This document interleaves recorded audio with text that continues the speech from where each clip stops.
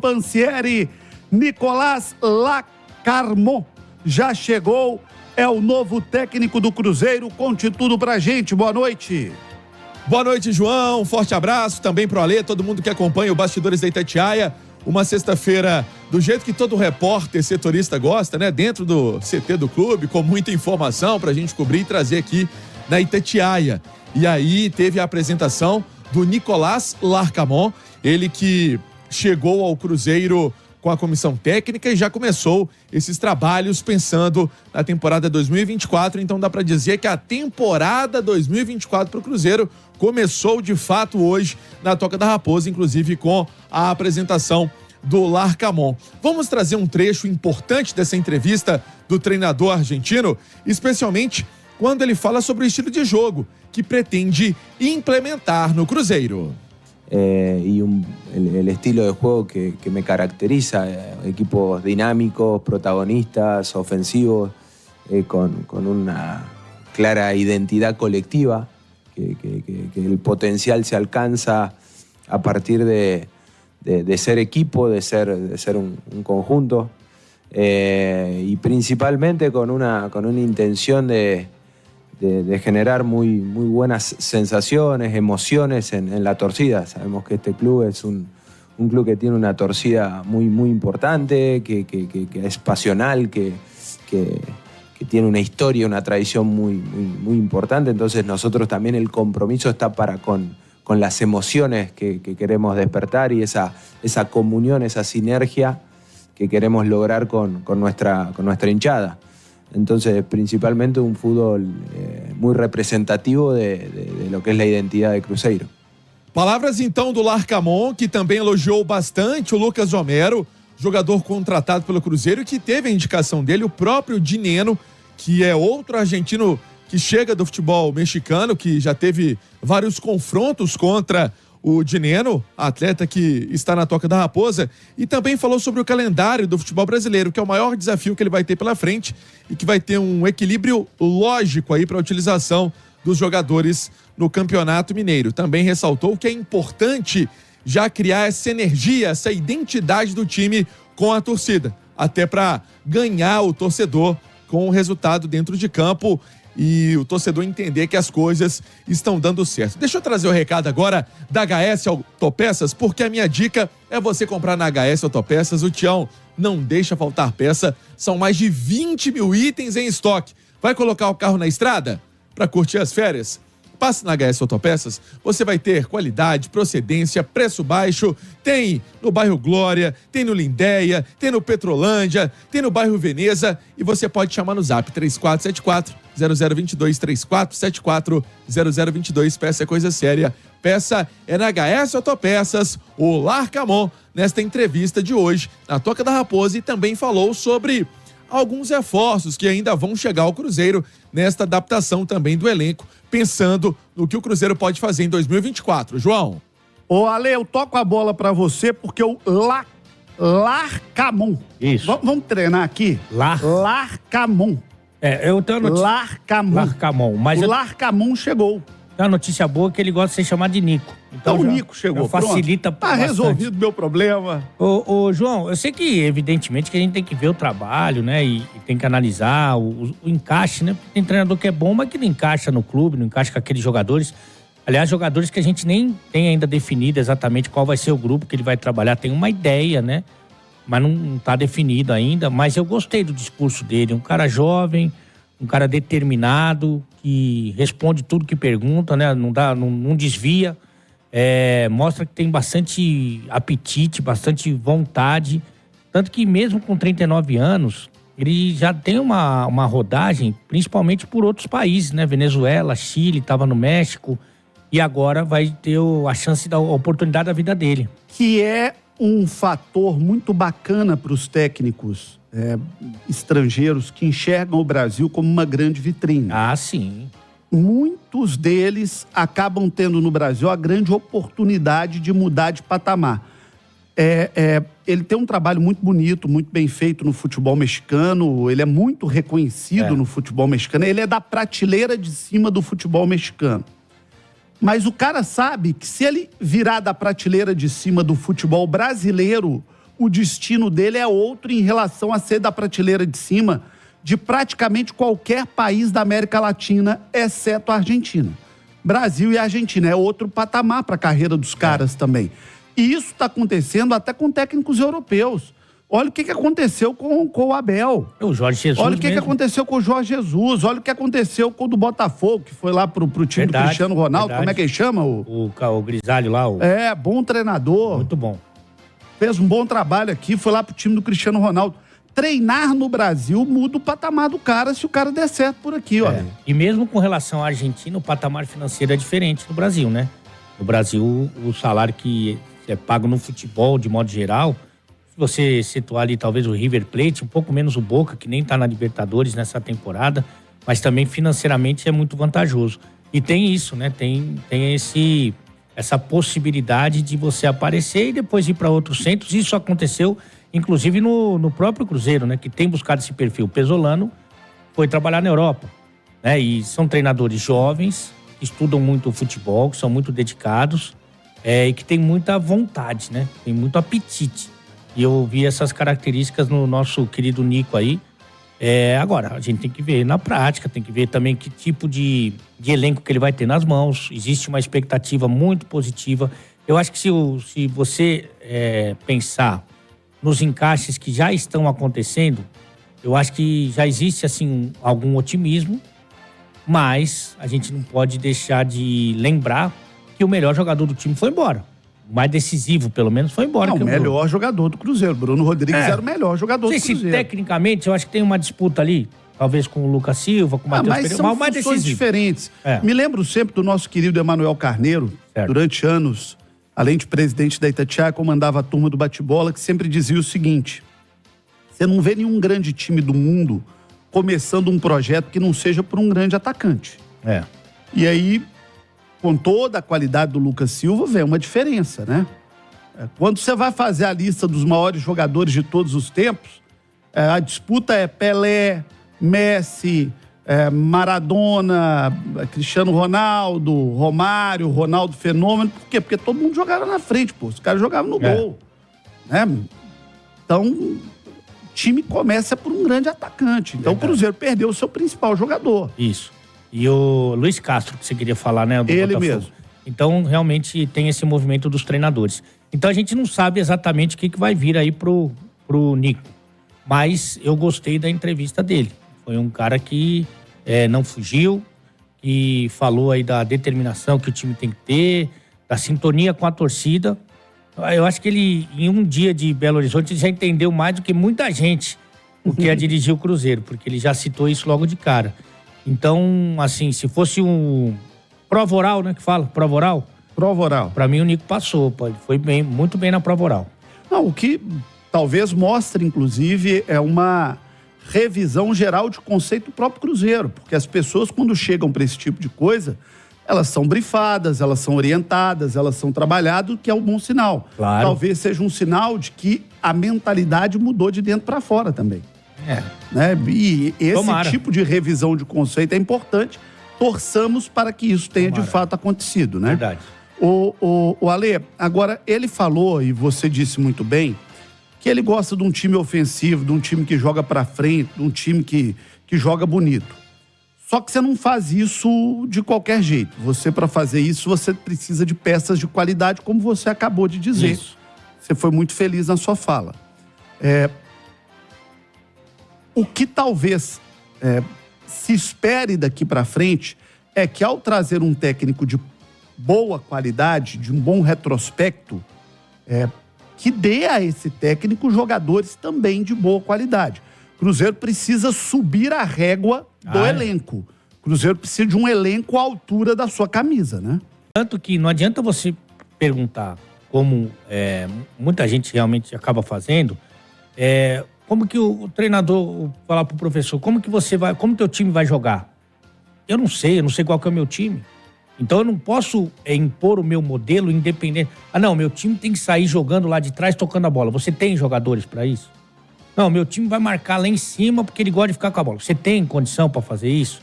Então, você não pode ter um modelo pré-estabelecido. Você precisa ver o material humano que você tem nas mãos e aí o que você pode fazer de melhor com esse material.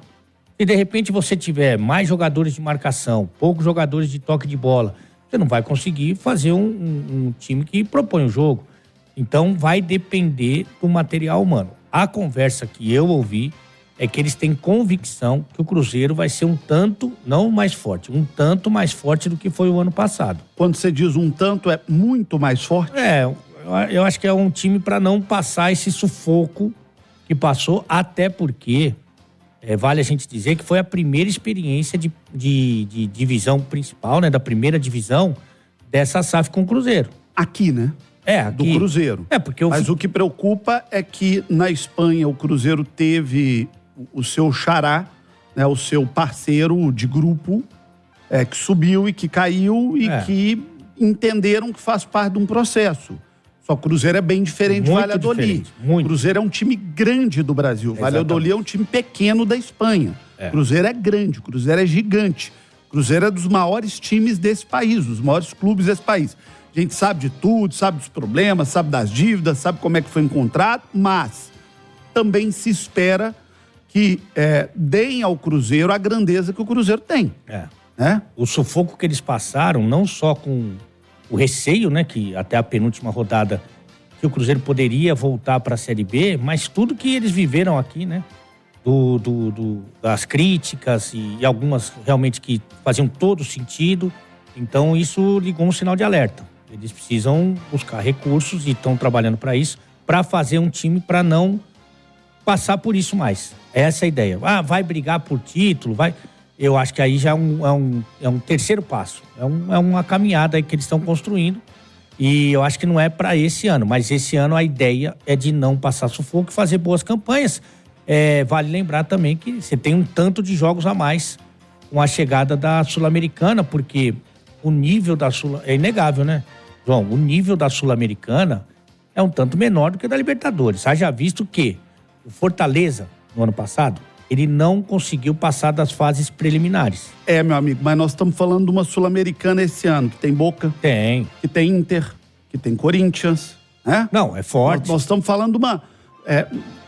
a Libertadores é um título mais importante do que a Sul-Americana. Ponto. Sim. Acabou, não tem discussão, todo mundo sabe disso. Para ninguém achar que eu estou comparando os torneios. Mas, se você pegar a elite da Sul-Americana desse ano, o Cruzeiro é time clube, né? Clube de Libertadores. Corinthians é clube de Libertadores. Boca, Inter é clube de Libertadores. Os clubes que estão ali são clubes de tamanho e de dimensão de Libertadores. Exato. Clubes que, pela sua história, clubes que ganharam a Libertadores. Saber como esses times vão tratar a competição, né? Tem também esse ponto. Mas uma coisa que é fato, o ano passado o Fortaleza caiu na fase preliminar da Libertadores e foi para a final da Sul-Americana. Então, existe uma possibilidade real, dependendo de como for o tratamento para a competição, do Cruzeiro avançar bem na Sul-Americana. E aí a gente tem que lembrar do outro lado, que também nos serve de lição vinda aqui do futebol mineiro. Eu não consigo esquecer do que aconteceu com o América. Se embananou todo na temporada, se complicou todo na temporada, porque não tinha elenco para disputar o tanto de competição que estava e se arrebentou. Então, hoje é dia 5 de janeiro. 5 de janeiro. O ano está começando hoje para o Cruzeiro. O Cruzeiro precisa de elenco. É isso. Cruzeiro não precisa reformular apenas seu time. Precisa reformular o time, porque o time do ano passado era ruim. Mas precisa de mais do que um time. O Cruzeiro precisa de um elenco para dar conta da temporada. Porque o América, o João, no ano passado, ele foi o mineiro que foi mais longe na Copa do Brasil, foi o mineiro que foi mais longe em competição internacional, chegou à final do Campeonato Mineiro, então fez já mais 2 jogos do que o Cruzeiro, logo no estadual. No todo, ele teve 18 jogos a mais do que o Cruzeiro. Você imagina esse elenco do Cruzeiro, que foi bem curto em 23, com mais 18 jogos. Então, evidentemente que eles têm que pensar nessa possibilidade e trabalhar para isso e ter um elenco, não só um time mais forte, que é evidentemente a prioridade, mas você ter opções, porque você não vai jogar toda quarta e domingo com o mesmo time. Então, você tem que ter alternativas justamente para estar saudável para todas essas competições. Ô Pansieri, teve uma entrevista importante também do Pedro Martins. O que é que ele falou? Conta pra gente, fala pra gente. Foi uma entrevista importante do Pedro Martins, que pontuou várias questões relacionadas à contratação, que o Cruzeiro não vai entrar em leilão por jogador nenhum. E ele, sobre a dificuldade do mercado inflacionado, respondeu desta maneira. A gente vem falando bastante, né, que enquanto não tiver regulação, enquanto não tiver um fair play financeiro, vai ser uma loucura. Porque os clubes, eles gastam sem necessariamente fazerem ao atuarem de maneira alinhada com sua capacidade de gerar receita, né? Então, tanto clubes associativos quanto os SAFs, se não tiver uma regulação, clubes associativos muitas vezes podem gastar mais do que podem, ou SAFs podem ter um investimento externo que, de qualquer maneira, vai acabar desregulando o mercado, né? E isso faz com que valores, como vocês estão acompanhando aí na imprensa, aconteçam, né? Valores completamente exorbitantes. Então, enquanto a gente não falar da indústria como um todo, enquanto a gente não falar do futebol brasileiro como uma cadeia produtiva, e sim a gente ficar avaliando se a gestão é boa ou ruim, porque um clube está gastando menos ou mais, isso é muito pobre, muito pouco, né? E o Cruzeiro não vai entrar nessa linha de trabalho. O Cruzeiro tem o seu orçamento, a gente acredita em eficiência, ou seja, gastar bem, gastar direito, para conseguir superar a nossa capacidade orçamentária. Hoje a gente tem o 13º, o 4º orçamento no Campeonato Brasileiro, e a nossa meta desportiva é muito maior do que essa. Porque a gente acredita na capacidade de trabalho e não na capacidade de gastar dinheiro, né? Tem clube que acredita na sua capacidade de gastar dinheiro e vê qual vai ser o trabalho depois. A gente não sabe fazer o trabalho dessa maneira. Ele também estipulou uma meta para que o Cruzeiro volte a ser grande na parte orçamentária. Vamos acompanhar. Cara, a gente tem um plano de progressão orçamentária até 2030, certo? Então, toda a forma que a gente vai falar de evolução, ele está diretamente atrelado ao fato da gente bater a meta desportiva, né? Então, a gente acredita que a gente bateu a meta desportiva ano passado e aí temos uma progressão orçamentária para esse ano. E assim vai acontecer ano a ano, né? E acreditamos aí que até 2030 o Cruzeiro terá a capacidade de ser um dos principais clubes do Brasil novamente no aspecto orçamentário, em dinheiro, né?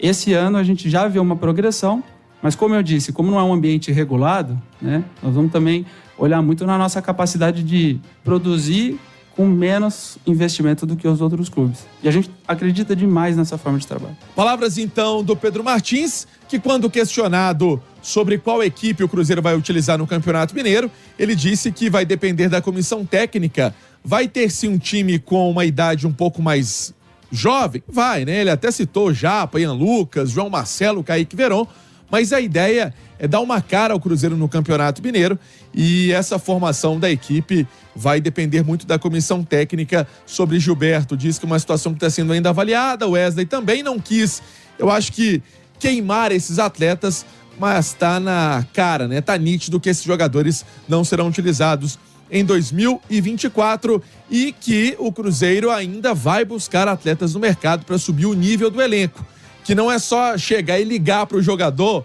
ou para o empresário, equipes que querem atletas do Cruzeiro. Tem que lembrar que tem o Cruzeiro na história também neste mercado da bola que nesse momento fica agitado. João? Vamos por partes aqui na entrevista do Pedro Martins. Cara novo, me parece talentoso, me parece competente, né? Tem um discurso ali muito bem estruturado boas, né? No Cruzeiro, o que é importante, né? Quando você tem clareza do que você quer, você pode concordar ou não, mas você tem clareza, não é uma biruta de aeroporto que cada dia fala uma coisa. O Cruzeiro tem um planejamento, tem uma clareza. Agora, sinceramente, Ale, eu me preocupo quando eu escuto que o planejamento de passos mais ousados para o Cruzeiro passam por 2030. Nós estamos abrindo 2024. São 6 temporadas. 6 temporadas, isso é muito tempo no futebol. Isso muda muito a história de um clube, de formação de torcida, de geração de público consumidor. Você fica 6 anos sem disputar na parte de cima, meu amigo, sua torcida diminui, porque as novas gerações vão escolhendo quem está ganhando. A molecada vai escolhendo quem está ganhando. É muito tempo, Ale. Tem... É muito tempo para se voltar. Se eu entendi direito o que está falando o Pedro Martins, ele falou numa robustez de investimento maior a partir de 2030. Ninguém está pedindo que o Cruzeiro queira hoje disputar com o Flamengo, com o Palmeiras, que estão derramando dinheiro. Eu acho que ele está certo ao dizer isso, porque quando tentou fazer isso, levaram o Cruzeiro pro buraco. Agora, acho que o Cruzeiro precisa ser um pouco mais aberto em mostrar ao seu torcedor esse planejamento de investimento a médio e longo prazo, né? Porque 2030 é tempo para burro, né, Ale? Tem algumas considerações. Primeiro, eu tenho muita esperança que ele fala em 2030 para não criar expectativa no torcedor e diminuir a pressão. Mas antes disso, o Cruzeiro, eu acho que vai se estruturar, vai criar condições para competir. Pode ser que não ganhe, mas para competir. A realidade do Cruzeiro em 23 foi se salvar, né? E conseguiu fazer isso na penúltima rodada. Em 24 é se salvar com tranquilidade, mas a partir daí, com a casinha mais ajeitada, você começa a competir. Você não vai ser o favorito, você não vai ser o do maior orçamento, mas você vai ser competitivo. Então eu tenho muita expectativa que ele fala isso para diminuir um pouco a ansiedade do torcedor que está acostumado a dar volta olímpica, né? Agora, tem uma coisa, ô João, você pode botar 2030, 2040, 2050, se você continuar gastando dinheiro com Wesley, com Nicão, com Gilberto, com contratações que são absolutamente equivocadas, não vão ser 6 anos, vão ser 20 anos, 30 anos. Esse aí eu achei o ponto fora do discurso, né? Porque muitas vezes, eficiência, não é gastar muito, é gastar bem. Esse ano não gastou bem. Não. E tem uma outra coisa que normalmente se pede, e eu acho que esse 2030 é um indicativo disso, paciência para o torcedor. Uma paciência que a SAF não teve com os treinadores. 4 treinadores em 1 ano. Então eu não sei até que ponto dá para acreditar em tudo que eles falam. Porque aí vira discurso de coach, né? Porque... O cara que te fala como é que você vai ficar rico e é pobre. Exatamente. Né? Porque vira isso. Então assim, vamos ter paciência, a gente sabe exatamente todos os planos até 2030. Mas e o plano do ano, que mudou 4 vezes? Né? Então assim, eu acho que vamos, aquilo que a gente sempre fala aqui, vamos entender o tamanho. Você não comprou só um clube de futebol, você comprou uma história rica, você comprou muitos títulos, você comprou uma torcida fanática e gigante. Então, acho que você precisa entender melhor onde você está pisando.